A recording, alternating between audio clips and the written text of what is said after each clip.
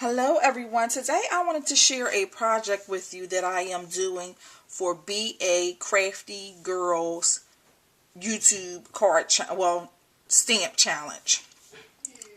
Part of the challenge, you had to use 4 stamps on whatever project that you chose. It could have been a card, ATC, scrapbook page, whatever you choose to do for the challenge. It had to have 4 stamps on it. So this is my first project, and I'm going to show you the 4 stamps that I used for this particular project. I used,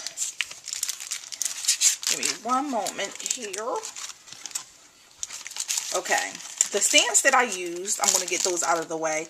I used this Fisker's Grateful stamp set. I used this thank you, that was one, to say thank you, thank you, thank you. That was 1 stamp. Then I used the same set and I used thank you for everything, so that brought it to 3 stamps. And then I also used this Pure Innocence Girl right here, which brought it to 4 stamps. So let me show you the card that I made. I used this My Mind's Eye 6x6 Vanity Fair paper pad, and from the stack, let me show you the sheets that I used. I used this page right here. I used the opposite side of this page, which was this one, and then I also used this page. So I used 3 different sheets of paper to make this card. Okay, Copic markers that I used. The ones that I used on her face were E01, E50, E13, and on her cheeks I used R20. So that is what I used on her face. On her hair I used E25, E29, E27, and E23. Those are the colors I used on her hair.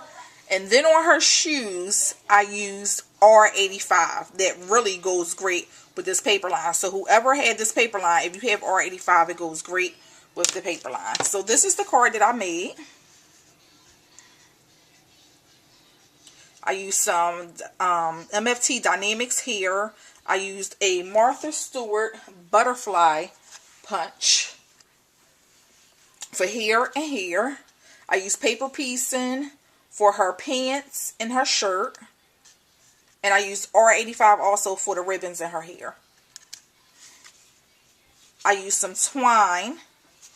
And then for the inside is where I had my other 2 stamped images here. And I used a Spellbinders, I think it is 20 something Spellbinder die for the cutouts.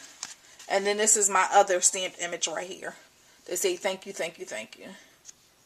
And I know this is not part of the challenge, but one of the girls in the comment section asked me, how do you use twine? So this is one way where you can use twine on a project. And then this is another item that I use twine on.